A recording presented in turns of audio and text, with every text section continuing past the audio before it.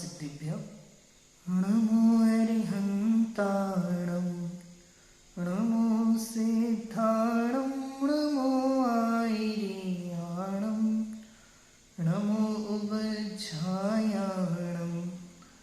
नमो लोई सव्यसाहम्।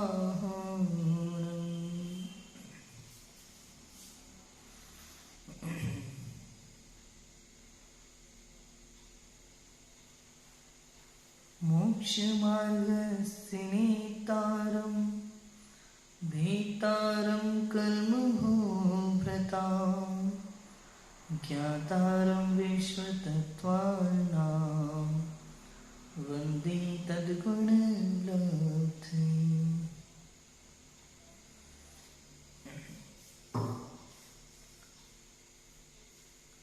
आज हम चर्चा करने वाले हैं चार अभाव के विषय में।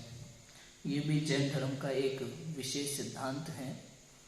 जिस प्रकार से कल हमने 5 अभाव के विषय में चर्चा की थी, पांच भाव को हमने समझा था। औपशमिक भाव, छायिक भाव, छायोपशमिक, औदैहिक और पारिणामिक भाव। उसी प्रकार से जैसे 5 भाव होते हैं वैसे 4 अभाव भी होते हैं। जो हमने 5 भाव कल पढ़े थे वो जीव के असाधारण भाव थे, केवल जीव में ही पाए जाते थे।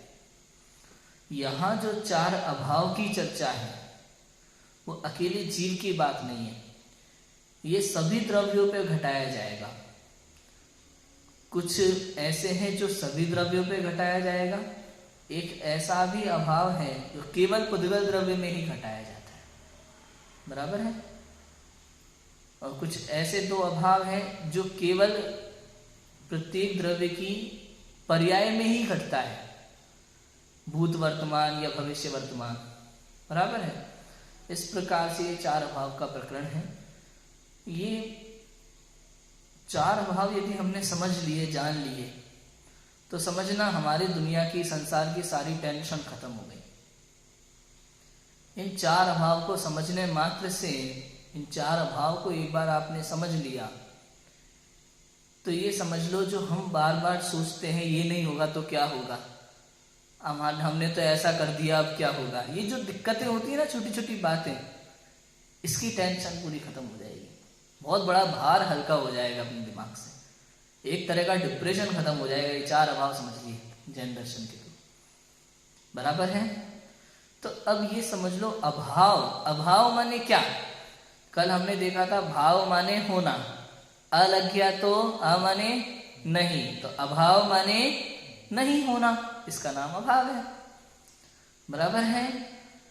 तो जैसे द्रव्यों में भाव होते हैं वैसे अभाव भी होता है। ये अभाव भी एक तरह का कहना चाहिए स्वभाव है, एक तरह की शक्ति है जी। पुद्गल में ज्ञान है कि नहीं है, तो पुद्गल में ज्ञान का अभाव है, ऐसा होता है। अभाव का बहुत महत्वपूर्ण स्थान है समझने के लिए। आप सोचो, तो नहीं है उसकी चर्चा क्या, नहीं होना भी, लेकिन नहीं होना भी एक तरह का होना है, यहाँ ये समझाना चाहते हैं। नहीं होना भी एक तरह का होना है, ये समझाना चाहते हैं। भाई कैसे, समझ लो आपने किसी व्यक्ति को, किसी को ढूंढने के लिए भेजा कमरे में। हमने भेजा छोटू को, जाओ छोटू कमरे में देख के आओ वहां मोटू है क्या। छोटू गया कमरे में, देख करके आया कि नहीं वहां मोटू नहीं है। अब वो मोटू को देखा कि नहीं देखा, उसने मोटू को देखा, लेकिन मोटू तो वहां है ही नहीं। तो कैसे देखा कि मोटू नहीं है, ये देखा ना, बराबर है। मोटू का वहां अभाव है, ये देखा उसने। तो होना और नहीं होना, नहीं है ये भी एक है, नहीं है में है जुड़ा है ना, नहीं होना में भी होना जुड़ा है, तो नहीं होना भी एक प्रकार का होना है। 4 अभाव की चर्चा हम यहाँ समझने वाले हैं कि वस्तु स्वरूप जो है एकदम अनेकांतमय है भैया, और इससे कोई फर्क नहीं पड़ता है। किससे फर्क नहीं पड़ता कि एक ही द्रव्य में 2 परस्पर विरोधी शक्ति होती है, इससे फर्क नहीं पड़ता है कुछ। एक ही द्रव्य अस्तित्व भी रखता है, नास्तित्व भी रखता है, स्व से अस्तित्व पर से नास्तित्व, परस्पर विरोधी शक्तियां होती हैं एक ही द्रव्य में, तो वस्तु तो अनेकांतमय है। समझने का नजरिया चाहिए बस, बराबर है। एक ही व्यक्ति को पापा कहते हैं, चाचा कहते हैं, मामा कहते हैं, बेटा कहते हैं, सब कहते हैं ना, लेकिन अलग अलग व्यक्ति की अपेक्षा से है। एक बार से आदवाद लग गया, अपेक्षा लग गया, तो अनेकांतमय वस्तु समझ में आ जाएगी। ठीक है। जिस प्रकार स्व की अपेक्षा भाव पदार्थ का स्वरूप है, उसी प्रकार पर की अपेक्षा अभाव भी पदार्थ का स्वरूप है, धर्म है, एक तरह से पदार्थ का शक्ति है। ठीक है। अब देखो अभाव आपको समझ में आ गया, किसे कहते हैं? समझ लो एक सिंपल परिभाषा के लिए, सिंपल, एक पदार्थ का दूसरे पदार्थ में नहीं होना, अस्तित्व ना होना, इसका नाम अभाव है। जीव का पुद्गल में नहीं होना, पुद्गल का जीव में नहीं होना, धर्म अधर्म आकाश काल, 6 द्रव्य का एक दूसरे में नहीं होना, इसका नाम क्या है? अभाव है। एक द्रव्य का दूसरे द्रव्य में अस्तित्व ना होना, इसका नाम अभाव है। मम्मी का पापा में अभाव है, पापा का मम्मी में अभाव है। क्लियर है? मेरा मेरे दोस्त में अभाव है, मैं हूं दोस्त दोस्त है, पेन पेन है, कॉपी कॉपी है, एक दूसरे में अभाव, इसका नाम क्या है? अभाव है। क्लियर है? इतना सिंपल है। अब यहाँ अभाव जो है 4 प्रकार के बताए गए हैं। कौन कौन से 4 अभाव होते हैं? पहला प्राग भाव, दूसरा प्रध्वंसा भाव, तीसरा अन्योन्या भाव और चौथा है अत्यंता भाव। बहुत ही सिंपल है। प्राग भाव, प्रध्वंसा भाव, अन्योन्या भाव और अत्यंता भाव, बड़े सिंपल है एकदम। अब इनकी परिभाषा हम समझ लेते हैं एकदम सामान्य रूप से। चारों परिभाषा देख लेते हैं। सबसे पहले क्या है प्राग भाव? किसे कहते हैं? कि पूर्व पर्याय में वर्तमान पर्याय का अभाव, पूर्व की पर्याय में वर्तमान पर्याय का अभाव, इसका नाम प्राग भाव। सीधा सिंपल। प्रध्वंसा भाव के आगामी पर्याय में, भविष्य की पर्याय में वर्तमान पर्याय का अभाव, इसका नाम है प्रध्वंसा भाव। ठीक है। प्राग भाव और प्रध्वंसा भाव में एक चीज ध्यान रखने की है, बहुत ही जरूरी, कि मैं जो शब्द है वो पूर्व की और आगामी पर्याय में लगेगा, का शब्द वर्तमान में लगेगा, दोनों परिभाषाओं में। पूर्व की पर्याय में वर्तमान पर्याय का अभाव प्राग भाव है, आगामी पर्याय में, भविष्य की पर्याय में वर्तमान पर्याय का अभाव प्रध्वंसा भाव है। क्लियर है? तीसरा है अन्योन्या भाव। अन्योन्या भाव पुद्गल द्रव्य में ही घटित होता है, कि एक पुद्गल द्रव्य की वर्तमान पर्याय का दूसरे पुद्गल द्रव्य की वर्तमान पर्याय में अभाव, इसका नाम है अन्योन्या भाव। बहुत ही सिंपल। एक पुद्गल द्रव्य की वर्तमान पर्याय का दूसरे पुद्गल द्रव्य की वर्तमान पर्याय में अभाव, ये अन्योन्या भाव है। जैसे कुर्सी का टेबल में अभाव, इनका नहीं होता, कुछ नहीं, केवल इसमें ही घटेगा। कुर्सी का टेबल में अभाव, लकड़ी का लोहे में अभाव, ट्यूबलाइट का बल्ब में अभाव, मतलब ये पदार्थ खिचड़ी नहीं बन जाते, एक दूसरे में इनका अभाव, ऐसा। ठीक है। अन्योन्या भाव। अत्यंता भाव, एक द्रव्य का दूसरे द्रव्य में अभाव, एक गुण का दूसरे गुण में अभाव, इसका नाम क्या है? अत्यंता भाव है। क्लियर है? समझ में आ गया? ऐसा है। अब अपन थोड़ा सा उदाहरणों के द्वारा इनको समझने का प्रयास करते हैं। प्राग भाव की परिभाषा हमने क्या देखी थी? कि पूर्व की पर्याय में वर्तमान पर्याय का अभाव प्राग भाव है। अब पूर्व की पर्याय लगा लो आप कोई भी। महावीर भगवान की सिंह की पर्याय में वर्तमान पर्याय का अभाव है कि नहीं है? वो भगवान है अभी, भाई सिंह मांस खा रहा हो तो खा रहा हो। पहले एक सिंह की पर्याय में मांस खा रहे थे, सब कर रहे थे, दूसरे सिंह की पर्याय में मांस खाते खाते सम्यक दर्शन हो गया। बाद में देखो नारायण भी बने, महावीर भी बने, बने कि नहीं बने? त्रिपृष्ठ नारायण बने थे बीच में, फिर महावीर भी बने बाद में। ऐसा है। सिंपल समझ लें और थोड़ा समझ लो पहले।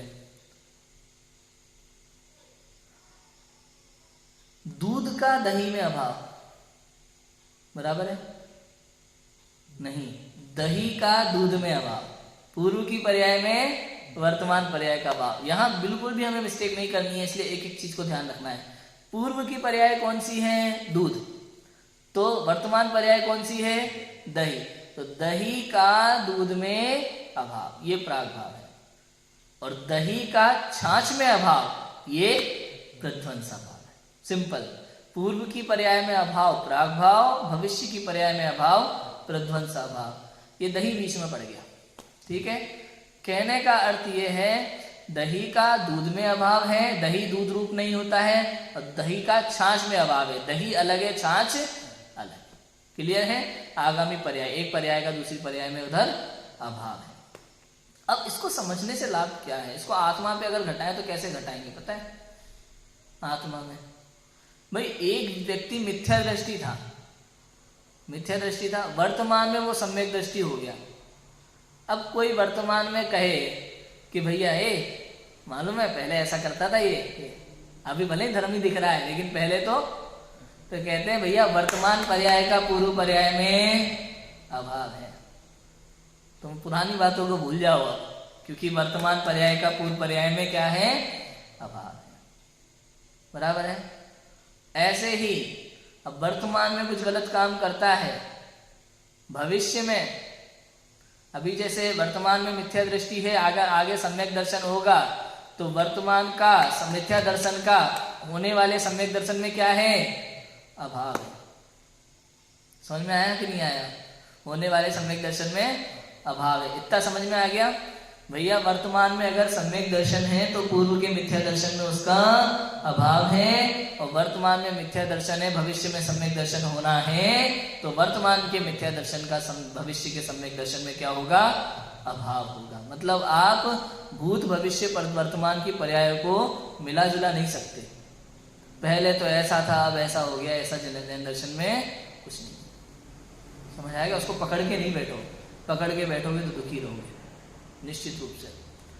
इसलिए कभी भी किसी के विषय में ज्यादा नहीं सोचना चाहिए। भैया परिणाम कब बदल जाते हैं पता नहीं चलता, परिणामों की विचित्रता है, होती है ऐसी है। किसी जीव को पाप करते देखा, हम जीवन भर उसके पाप की निंदा करते रहे और पता चला वो पाप छोड़ के कब सिद्धालय में विराजमान हो गया। भाई वर्तमान पर्याय का पूर्व पर्याय में क्या था? अभाव। तुम उसकी चर्चा करते रह गए, वो वर्तमान में अपना काम करके चले गए।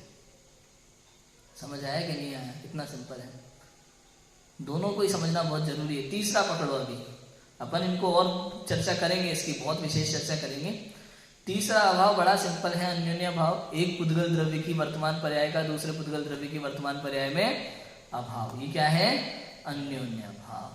अब आप समझ लो, कुर्सी का टेबल में अभाव है, ट्यूबलाइट का बल्ब में अभाव है, घड़ी का जो है फोटो में अभाव है, किसी भी पुद्गल द्रव्य वर्तमान पर्याय मोबाइल का टैबलेट में अभाव है। कुछ भी लगाओ, एक दूसरे में अभाव है। अगर ये अभाव नहीं होता ना तो सब कचड़ा हो जाती, पता ही नहीं चलता। मोबाइल चला रहे हैं कि टेबल चला रहे हैं पता नहीं चलता। समझ में आया? एक दूसरे में अभाव है। ऐसे अत्यंता भाव, एक द्रव्य का दूसरे द्रव्य में, एक गुण का दूसरे गुण में पूर्ण रूप से क्या होता है? अभाव होता है। मतलब आपस में मिलते नहीं है, अलग अलग ही रहते हैं, भिन्न भिन्न रहते हैं। क्लियर है? समझ में आया? अब आप ये देखो, हमें इतना समझने के बाद में कि ये चार अभाव, इन चार अभावों को समझने से लाभ क्या है, ये चार अभाव किस तरह से घटते हैं, नहीं समझे तो क्या समस्या है। समझ में आया? इन विषयों को हम समझेंगे। सबसे पहले चार अभावों को हम बारीकी से एक बार समझ लेते हैं कि इनको समझने से फायदा क्या होगा हमें। ठीक है? समझ तो लिया ही है, अब इनको समझने से हमें फायदा क्या है। क्या होता है देखो, वर्तमान में इन जीवों को बड़ी परेशानियां हैं, डिप्रेशन में जीते हैं अधिक से अधिक लोग। अब पूर्व में कई बार क्या है, बहुत सारे पाप किए होते हैं जीवों ने बचपन से लेके। तो कई बार आपने देखा होगा, बैठे रहते हैं अकेले में विचार करते रहते हैं, मैंने बचपन में बहुत गलत काम किए यार, किसी को मुंह दिखाने लायक नहीं हूँ, ये किया वो किया वो किया। उसे कहते हैं भाई तू प्राग भाव नहीं समझता। अभी क्या नहीं समझता? ये प्राग भाव नहीं समझता। क्यों क्यों क्यों क्यों नहीं समझता? क्योंकि वर्तमान पर्याय का पूर्व की पर्याय में क्या है? अभाव है। भाई वर्तमान में तो नहीं है ना ऐसा, पूर्व की पर्याय में उसका अभाव है। तो फिर वो क्या नहीं समझता, प्राग भाव नहीं समझता। ऐसा है। मतलब ये अभाव भी एक भाव है ऐसा? हाँ, अभाव भी एक तरह का भाव ही है, स्वरूप है वस्तु का। ये वस्तु का स्वरूप है, पदार्थ का स्वरूप है। ठीक है, तो ऐसा। अब क्या बताया, क्या समझ में आया आपको यहाँ कि भाई जैसे अब समझो अब कोई कहता है जीव आत्मा अनादि काल से कैसी है, केवल ज्ञान पर्यायमय है। कोई ये बोले कि आत्मा अनादि काल से कैसी है, केवल ज्ञान स्वरूप है, केवल ज्ञान पर्यायमय है, तो वो क्या नहीं मानता, समझ में आया, क्या नहीं समझता, वो प्राग भाव नहीं समझता, प्राग भाव नहीं समझता। क्योंकि केवल ज्ञान पर्याय एक अलग है, और मति ज्ञान आदि जो पूर्व में पर्याय रह गई हैं उसमें केवल ज्ञान का अभाव है। बात समझ में आई? मतलब समस्या कितनी होगी मालूम है? क्या समस्या होती है इनको ऐसा ना मानने से? समस्या ये होती है, प्राग भाव नहीं माने तो समस्त कार्य अनादि से माने जाएंगे। अनादि क्यों? क्योंकि वर्तमान पर्याय का पूर्व पर्याय में अभाव है, और अगर इस प्राग भाव को कोई ना माने तो सारे कार्य अनादि से होंगे, क्योंकि वर्तमान पर्याय का अगर पूर्व में अभाव नहीं मानेंगे तो जो पर्याय वर्तमान है वो पहले से चली आ रही है, मतलब उसमें अभाव नहीं है तो पहले से चली आ रही है, तो सारे कार्य कैसे सिद्ध होंगे? अनादि सिद्ध होंगे। ऐसे अगर भविष्य में अभाव नहीं मानोगे वर्तमान पर्याय का तो सारे कार्य कैसे सिद्ध होंगे? अनंत सिद्ध हो जाएंगे। भाई वर्तमान की पर्याय का भविष्य की पर्याय में क्या है? अभाव है, और अगर आप इस बात को स्वीकार नहीं कर पाते, हाँ, मति ज्ञान शुद्ध ज्ञान का केवल ज्ञान में अभाव है कि नहीं है, और अगर आपने ये नहीं माना तो फिर अनंत काल तक ऐसे ही बैठे रहोगे संसारी, मोक्ष नहीं होगा, केवल ज्ञान आदि प्रकट ही नहीं होंगे किसी चीज को, सारे कार्य अनादि सिद्ध होंगे वर्तमान के, ऐसा होगा। अन्योन्य भाव नहीं मानोगे तो क्या होगा? बताया ना मैंने, कचरा हो जाएगा पूरा, सारे पदार्थ एक में ग्रुप हो जाएंगे, अंतर ही नहीं रहेगा, कुर्सी टेबल दरवाजा खिड़की कुछ अंतर नहीं रहेगा, किताब कॉपी का सब एक जैसा हो जाएगा। और अत्यंता भाव नहीं माना तो तब तो समस्या ही पार है, जीव बुद्धगल का भेद ही मिट जाएगा, सारे द्रव्य एक रूप हो जाएंगे, 6 द्रव्यों का अंतर खत्म हो जाएगा, पूरी समस्या बढ़ जाएगी। इसलिए 4 अभाव समझना बहुत जरूरी है वस्तु स्वरूप को, जैन सिद्धांतों को समझने के लिए, समस्त विश्व को समझने के लिए, वस्तु स्वरूप के ज्ञान के लिए। विश्व क्या है, ये वस्तुएं क्या है, कैसी होती हैं, इनको जानना बहुत जरूरी है। वस्तु स्वरूप को जाने बिना सम्यक दर्शन नहीं हो पाता है। यदि आपको आत्म स्वरूप को समझना है, अपने आप को जानना है, तो ये भी तो जानना जरूरी है कि ज्ञान केवल मुझ में है, 6 द्रव्यों से परे मैं हूं, ये जानने के लिए जानना पड़ेगा कि नहीं पड़ेगा कि एक द्रव्य का दूसरे द्रव्य में क्या है? अभाव। बराबर है? तो प्राग भाव समझ में आ गया, प्रध्वंसा भाव समझ में आ गया, अन्योन्या भाव समझ में आया आपको? अन्योन्या, अ आधा ना, या ओ की मात्रा, अन्यो ना, अन्योन्या, न्या आधा ना, फिर या, फिर आका डंडा, अन्योन्या भाव। ठीक है, अन्योन्या भाव, अन्य अन्य, हाँ अन्य अन्य, अन्य का अन्य में अभाव, अन्य का अन्य में अभाव, अन्योन्या भाव। क्लियर है? तो ऐसा होता है। अभी अत्यंता भाव, प्राग भाव समझ में आया था, प्रध्वंसा भाव क्लियर हुआ था। अभी अगर देखो प्रध्वंसा भाव नहीं मानेंगे तो क्या होगा, आप समझो, प्रध्वंसा भाव नहीं मानेंगे तो जीव मोक्ष जाने का पुरुषार्थ नहीं करना चाहता। समझ आया कि नहीं आया? अपने आप को वैसे ही मान के बैठा है, अरे हम तो पामर हैं। मैं कई जीवों से ऐसा मिलता हूँ, मंदिरों में प्रवचन करने जाता हूँ, स्वाध्याय कराने जाता हूँ, ऐसे कई तरह के जीव मिलते हैं मुझे। वो कहते हैं अरे तुम भगवान की बात करते हो, भगवान बनना बहुत बड़ी बात है, हम तो भक्त बढ़िया है। भगवान कैसे बनेंगे? भगवान थोड़ी बन सकते हैं अभी, हम तो भक्ति बढ़िया है।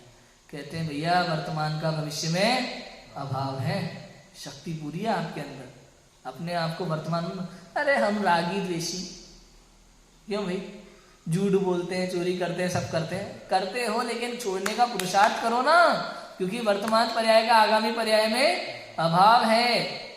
ऐसा थोड़ी है आज करते हो तो जीवन भर यही करोगे। अज्ञानी जीवों की कमी नहीं है संसार में, भरे पड़े हैं। आप देखो जो आजकल वो बिजनेस होता है ना घर का, पुश्तैनी बिजनेस, लोग समझते हैं हमको यही करना है जीवन भर। क्यों? क्योंकि हमारे बाप दादा करते आ रहे तो हम भी यही करेंगे। है भैया, वर्तमान का आगामी में अभाव है। कुछ नया कर सकते हो, ऐसा नहीं है कि नहीं कर सकते। ऐसे ही नहीं, हम तो मिथ्या दृष्टि बढ़िया है भैया, हम तो सब कर रहे हैं, हमारे यहाँ तो यही परंपरा चलती है। एक बहुत अच्छी बात कही थी, पता है, मैंने पढ़ी थी, सुनी थी, और राधे कृष्णा सीरियल आता है ना, बहुत गजब की बात मैंने नोट की थी अभी 3-4 दिन पहले, पॉइंट आया था गजब का। परंपराएं निभाना निश्चित रूप से आवश्यक है, किंतु सभी परंपराएं निभाना आवश्यक है ऐसा नहीं। निभाना है तो धर्म निभाओ, परंपरा नहीं। समझ में आया कि नहीं आया? कुछ परंपराएं ऐसी होती हैं जो एक समय पर किसी कारणवश चालू होती है, मजबूरी में होती है। जीवन भर उसका आधार लेकर के उसे ढोना, ये मूर्खता है। समझ आया कि नहीं आया? ये समझदारी नहीं है। कभी किसी ने अत्याचार किया, किसी मजबूरी में किसी ने कोई परंपरा चालू कर दी, अब भैया ये तो बरसों से चली आ रही है, ये मानकर लोग उस मिथ्यात्व को, ग्रहित मिथ्यात्व को पूरे जीवन भर ढोते हैं। होता है कि नहीं होता? तो उसे बदल सकते हैं कि नहीं बदल सकते? सच्चा ज्ञान मिलने के बाद, सही समझ आने के बाद, तर्क वितर्क करने के बाद, जब हमें पता चलता है इससे ना हमें लाभ हो रहा है, ना तुम्हें लाभ हो रहा है, ना किसी और को लाभ हो रहा है, तो करना क्यों? शांति जी है ना पार्टी जयपुर वाले, उन्होंने कही थी ये बात। जयपुर पंचकल्याण जब हम 11th में थे, मुझे आज भी याद है, कितने साल हो गए इस बात को, 10 साल हो गए लगभग। उन्होंने वो बात कही थी वहां पंचकल्याण में कि भाई 3 चीज ध्यान रखो। जिस काम से कोई आया था उनके पास शिकायत करने की, निंदा करते ना लोग, तो उनके पास कोई आया था, भाई साहब वो आदमी है ना आपके बारे में एक बात कह रहा था, मैं आपको बताना चाहता हूँ। शांति जी ने कहा कि मैंने उस व्यक्ति से ये कहा कि भाई ये बात तभी बताना जब 3 बातें इसमें लागू होती हो, 3 में से कोई एक भी लागू होती है। जो बात तुम मुझे बताने वाले हो, इसमें क्या तुम्हारा कोई फायदा होने वाला है? क्या मेरा कोई फायदा होने वाला है? क्या किसी तीसरे का कोई लाभ होने वाला है? कि नहीं, ऐसा तो नहीं है खाली जानकारी के लिए, तो हमें ऐसी जानकारी नहीं चाहिए। ऐसे ही दुनिया की जो लोक परंपराएं हैं, संसार की परंपराएं हैं, 3 बातें विचार करो। जो क्रिया, जो कार्य आप कर रहे हैं, उस कार्य से क्या आपका कोई लाभ होने वाला है? आपने आज तक वर्षों से किया, क्या आज तक कोई लाभ मिला आपको? या कोई दूसरा कार्य व्यक्ति उस कार्य को नहीं करता, उसको उसका हानि होती हो, मुझे इस कार्य को करने से विशेष लाभ होता हो, क्या ऐसा आपको दिखाई देता है? क्या उस कार्य को करने से तो दूसरे का कोई लाभ है, किसी दूसरे का? जब ऐसा नहीं है तो क्यों जबरदस्ती किए जा रहे हो परंपरा के नाम पे? समझ में आएगी नहीं आई बात? भाई इससे कोई फायदा दिख रहा हो तो करे, नहीं तो क्या कहते हैं इसे? एक तरफ से मूर्खता, व्यर्थ में परंपरा निभाना। ये परंपरा नहीं है, ये मिथ्यात्व, ग्रहित मिथ्यात्व। हाँ, जिस परंपरा के द्वारा किसी को कुछ सीखने मिलता है, परिणाम निर्मल होते हैं, किसी को लाभ होता है, अच्छे मोक्ष मार्ग में आगे बढ़ते हैं, तो वो अच्छा है। जैसे व्रत आदि की ये परंपरा है, रस आदि का त्याग करना ये परंपरा है, मांसाहार का त्याग ये क्या है? परंपरा है, सदाचार है। परंपरा इसी को तो कहते हैं सदाचार, जिससे हमारा आचरण सदाचार की ओर बढ़े, अच्छा जीवन हो, इसी का नाम तो परंपरा है। जिससे कोई फायदा नहीं है उसको मूर्खता कहते हैं, परंपरा नहीं। क्लियर हुआ? इतना समझ में आया? तो कहना सिर्फ इतनी बात में मुझे ये था कि वर्तमान में आप जिन चीजों को पकड़ के बैठे रहते हो कि ये तो मुझे करना ही है वरना क्या होगा, तो कहते हैं वर्तमान का आगामी पर्याय में अभाव है। क्लियर है? कुछ होने वाला नहीं, चिंता मत करो, चिंता मत करो। अरे मैंने तो इतना किया है, इतना किया है, इतना किया है, मुझे थोड़ी मोक्ष हो सकता है, मुझे कैसे सम्यक दर्शन होगा? ये तो पंचम काल है, पंचम काल है, मुझे कैसे सम्यक दर्शन होगा? कहते हैं भाई वर्तमान का आगामी पर्याय में अभाव है। कुल मिला के बात ये हमें कैसे क्या होगा? कहते हैं भाई वर्तमान पर्याय का पूर्व पर्याय में अभाव है, आगामी पर्याय में अभाव है, इसलिए वर्तमान को ना तो पूर्व से जोड़ो ना भविष्य से जोड़ो। पंडित टोडरमल जी बहुत ही बढ़िया वाक्य कहते हैं। क्या कहते हैं? वर्तमान परिणामों की संभाल करना बस, क्योंकि पूर्व में जो तू कर चुका उसे बदल नहीं सकता, उसका कुछ हो नहीं सकता, क्योंकि वर्तमान का पूर्व में अभाव है, उसका कुछ नहीं हो सकता। भविष्य में जो होना है वो होना है, उसका तू कुछ कर नहीं सकता। तू क्या कर सकता है? वर्तमान में अपने परिणाम निर्मल कर सकता है, बस इतना कर। और वर्तमान का आगामी पर्यायों में अभाव है, इसलिए टेंशन मत कर। मैंने राग आदि विकारी भाव किए, ये किया वो किया, क्यों परेशान होता है? इसलिए परेशान मत।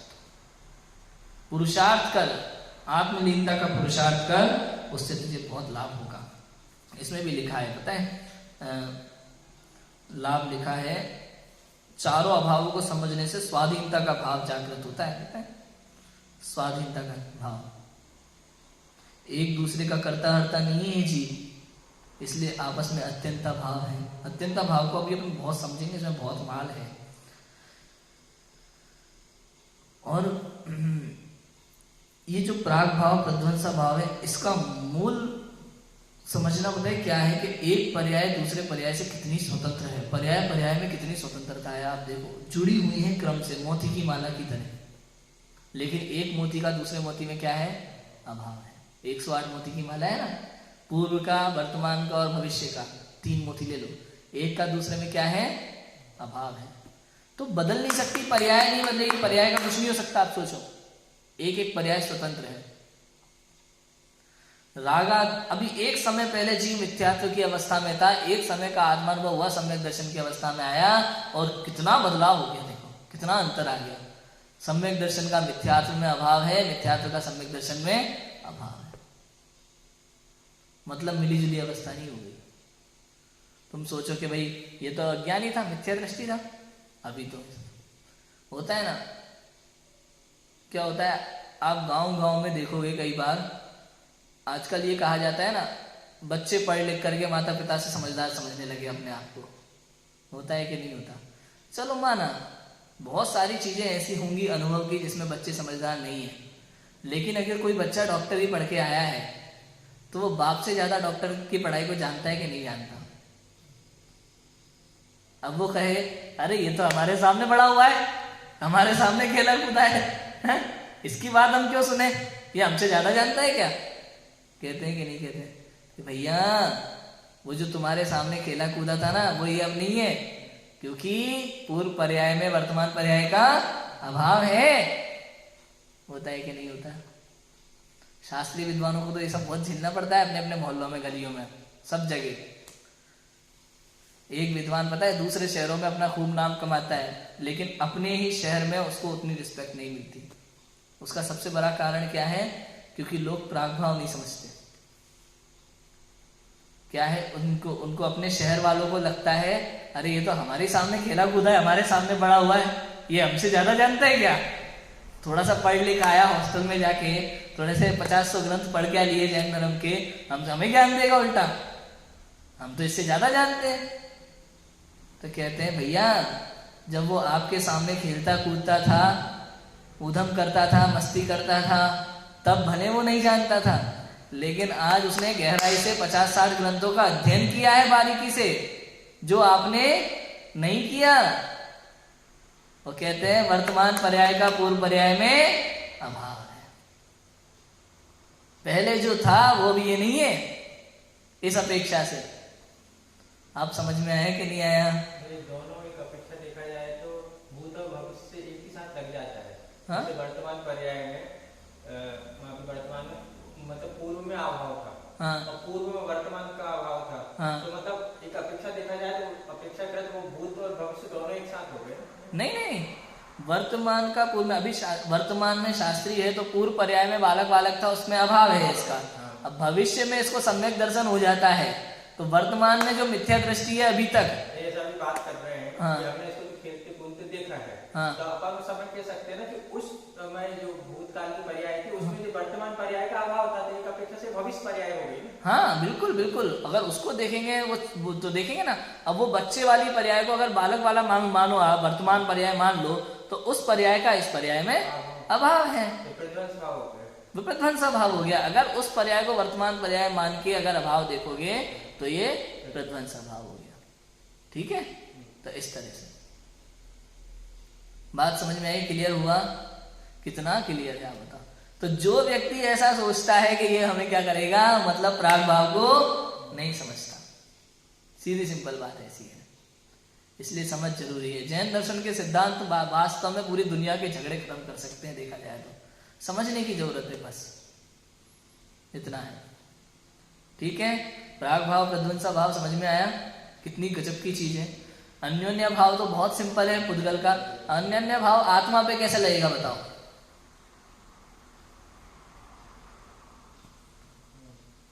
भाई लगेगा ही नहीं, क्योंकि परिभाषा क्या है इसकी अन्योन्य भाव की, कि एक पुद्गल द्रव्य की वर्तमान पर्याय का दूसरे पुद्गल द्रव्य की वर्तमान पर्याय में अभाव अन्योन्य भाव है। तो आत्मा में कैसे लगेगा?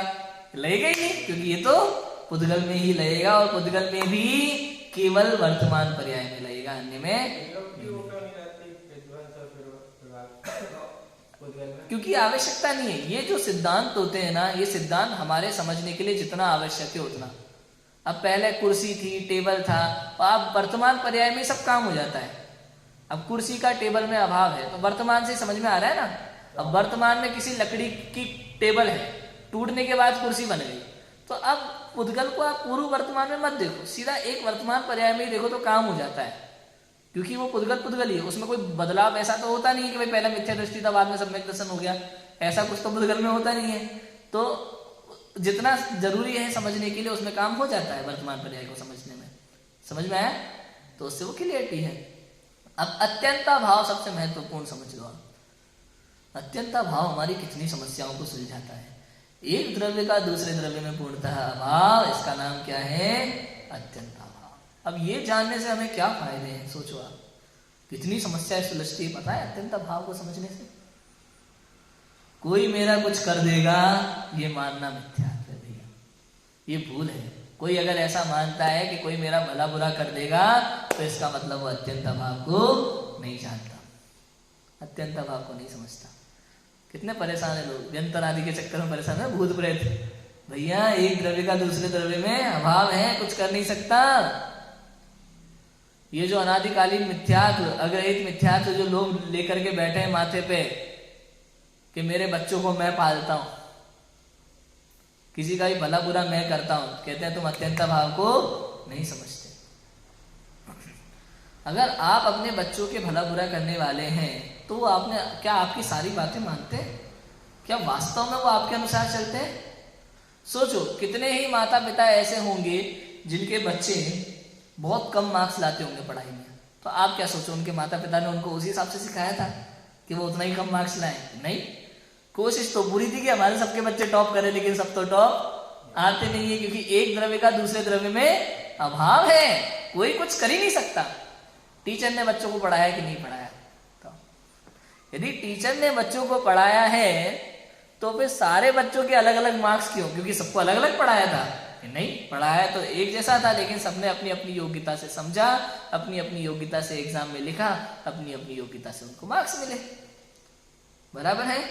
तो मतलब क्या है, एक द्रव्य दूसरे द्रव्य का कुछ करने में समर्थ नहीं है, कुछ नहीं कर सकता कोई भी एक द्रव्य दूसरे द्रव्य का।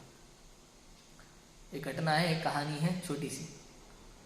एक पिता के 4 बेटे थे, एक बना डॉक्टर, एक बना इंजीनियर, एक बना सीए, चौथा था चोर। ठीक है, अब वो बड़े शान से घूमता था। उसको एक मित्र मिले, बोले कि तुम्हें पता है मैंने अपने बेटों को खूब मेहनत से पढ़ाया। क्या बात करते हो तुम? मैंने एक बेटे को इंजीनियर बनाया, मैंने एक बेटे को डॉक्टर बनाया, एक बेटे को मैंने सीए बनाया। अच्छा, वो चौथा भी तो है तुम्हारा, एक 4 है ना तुम्हारे तो। वो तो क्या यार, पढ़ने लिखने में कमजोर था, वो चोर बन गया बाद में। क्यों भाई, 3 को तुमने बनाया, चौथा बन गया, ये कैसे हुआ? समझ में आया कि नहीं आया? कि कोई एक दूसरे का करने में समर्थ नहीं है, प्रत्येक जीव अपनी अपनी योग्यता से फल प्राप्त करता है। बराबर है कि नहीं बराबर? फिर धीरे से कोई कहता है चौथे को घर से निकाला कि नहीं निकाला, अरे घर तो वही चलाता है। ये चुटकुला हो गया अभी, बराबर है? ऐसा भी आता है सुनने में। तो आप सोचो, एक का दूसरे में अभाव, ये अत्यंत अभाव है। अब थोड़ा और समझिए, क्लियर करने के लिए सिद्धांतों को।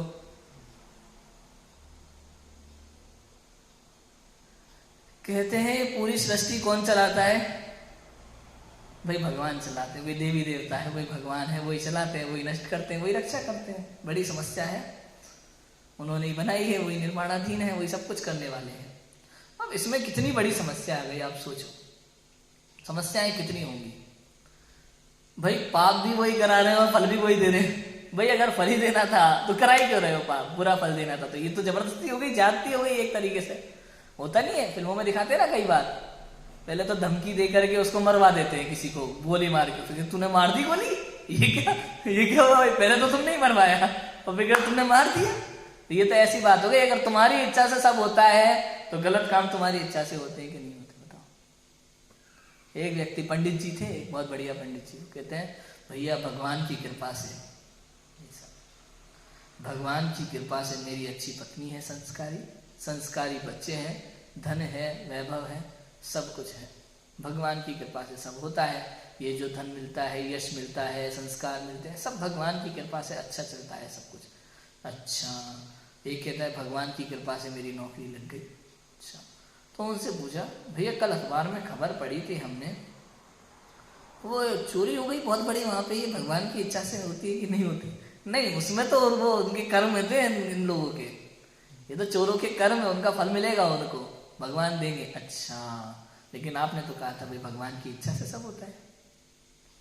कितनी बड़ी समस्या हो गई। एक तरफ कहते एक पत्ता नहीं हिलता इच्छा के बिना, दूसरी तरफ बड़े बड़े कांड हो जाते हैं। आप सोचो भैया, कल ही खबर पड़ी थी, छोटी सी बच्ची का बलात्कार हो गया था। भगवान की इच्छा से हुआ था कि नहीं हुआ था? क्योंकि भगवान की इच्छा के बिना तो पत्ता भी नहीं हिलता। कितनी बड़ी समस्याएं प्रकट हो जाएगी, आप सोचो।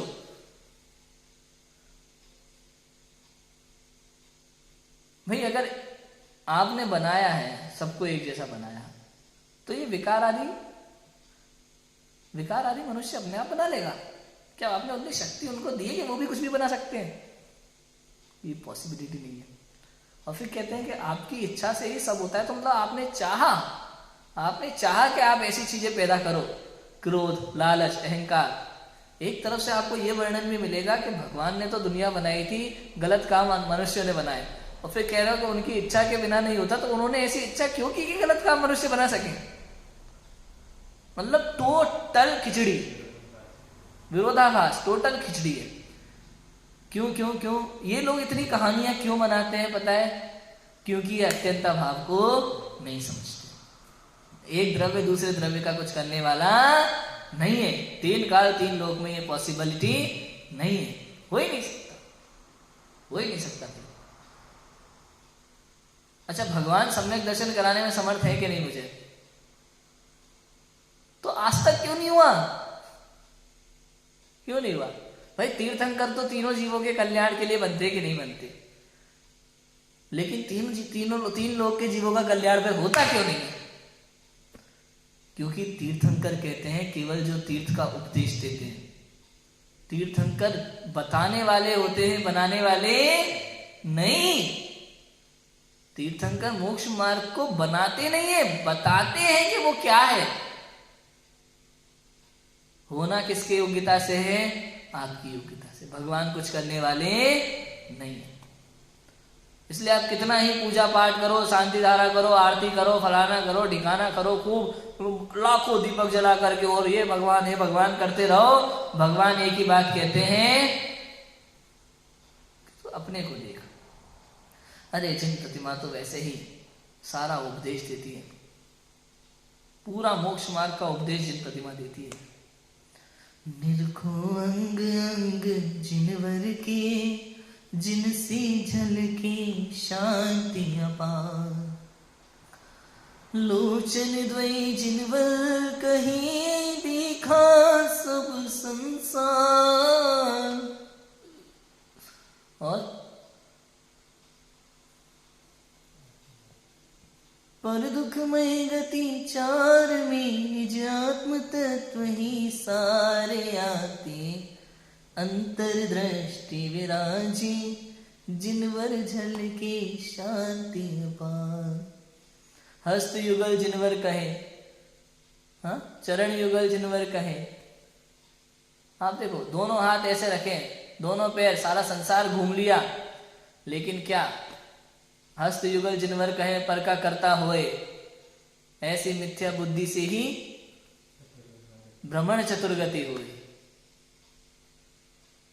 हम लोग क्या मानते हैं, हस्त युगल जिनवर कहे, तुम लोग सोचते हो कि मैंने दोनों हाथों से पर का करता। अरे भैया, एक द्रव्य दूसरे द्रव्य का करता नहीं है, अत्यंता भाव है, कर ही नहीं सकता। इसलिए हाथ पे हाथ धरे बैठे, हाथ पे हाथ धरे बैठे। सारा संसार घूम लिया, कहीं सुख नहीं है, कहीं आराम नहीं है, इसलिए बैठे हैं एक जगह, पद्मासन विराजे, अंतर्दृष्टि विराजे, नासा दृष्टि विराजे हुए हैं। क्योंकि संसार में देखने लायक कुछ है ही नहीं, हम लोग उधर ही भागते रहते हैं। लेकिन जिन प्रतिमा पूरा मोक्ष मार्ग बता देती है।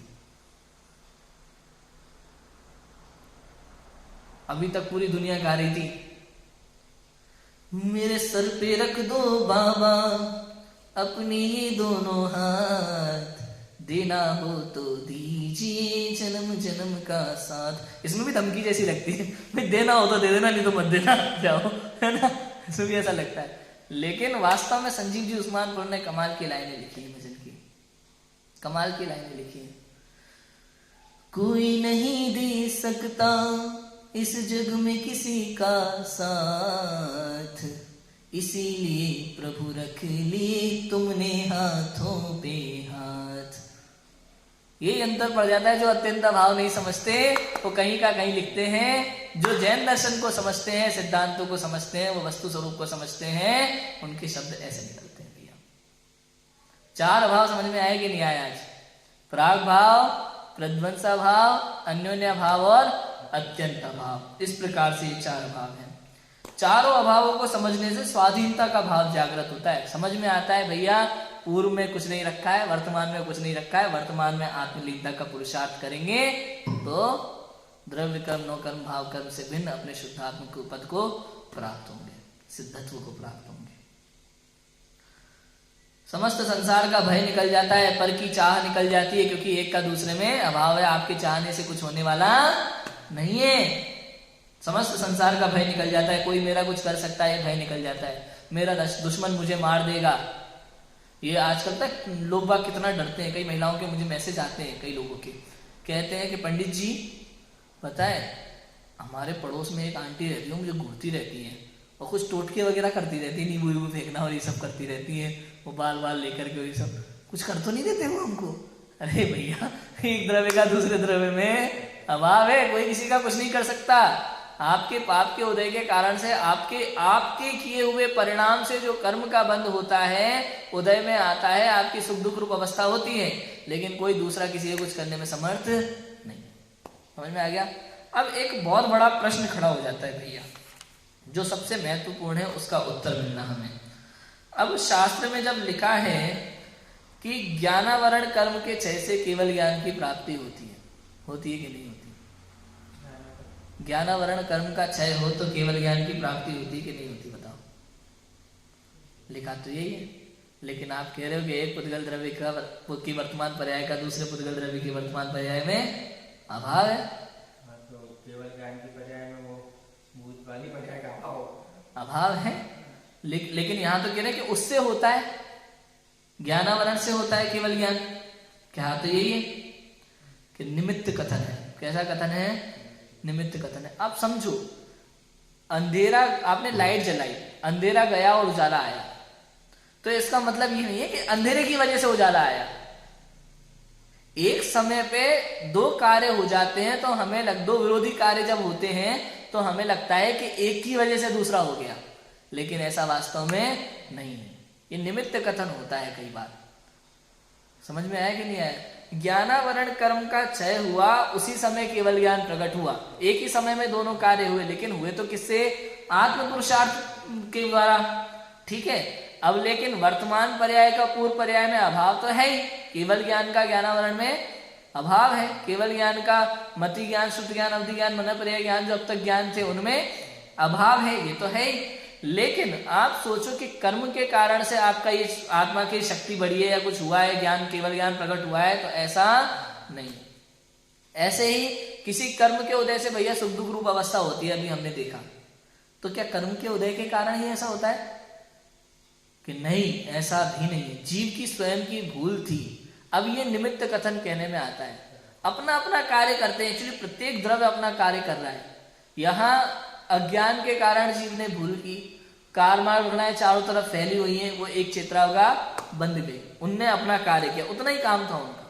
ठीक है, उसके बाद जब ये उदय अवस्था होती है तो इधर जीव का ऐसा कार्य होता है। तो ये एक दूसरा करता है कराता है ऐसा नहीं है, निमित्त कथन है और अपना अपना कार्य होता है। जीव का काम जीव करता है, पुद्गल का काम पुद्गल करता है, लेकिन वो संबंध उस समय का ऐसा बैठता है कि हमें लगता है इसकी वजह से कार्य हुआ, लेकिन वो उसकी वजह से होता नहीं है। अपने अपने कार्य से, अपने अपने कारण से ही प्रत्येक कार्य होता है। क्लियर है? इतना समझ में आया? चार अभाव समझ में आ गए। कौन कौन से हैं? प्राग भाव, प्रध्वंसा भाव, अन्योन्या भाव और अत्यंता भाव। पूर्व की पर्याय में वर्तमान का अभाव प्राग भाव है, वर्तमान का आगामी पर्याय में अभाव प्रध्वंसा भाव है। एक पुद्गल द्रव्य की वर्तमान पर्याय का दूसरे पुद्गल द्रव्य की वर्तमान पर्याय में अभाव अन्योन्या भाव है, और एक द्रव्य का या एक गुण का दूसरे द्रव्य गुण में अभाव क्या है? अत्यंता भाव। ठीक है, इन सबको समझने से क्या क्या लाभ है हमें समझ में आया। हम सभी इन जैन सिद्धांतों को समझे कि वस्तु स्वरूप तो अनेकांतात्मक है, अलग अलग अपेक्षाओं से उसका वर्णन होता है, और वस्तु स्वरूप को समझकर स्वाधीनता की ओर बढ़े, आत्म स्वभाव की ओर अग्रसर हो। क्योंकि ना इच्छाएं कुछ होती है, ना कोई हमें संसार में सुखी करने वाला है, कुछ भी नहीं है ऐसा। और हम राग आदि में मलिन भले ही वर्तमान में हो, आपको लगता हो, लेकिन हूं तो मैं शुद्ध, अपने शुद्ध स्वरूप को पहचान लेंगे तो केवल ज्ञान आदि पर्याय अपने आप प्रकट होती रहेगी, और हम सभी अपने स्वभाव को पहचाने और मोक्ष मार्ग की ओर बढ़े। इसी मंगल भावना से की बात को विराम देते हैं। ओम नमः सिद्धि।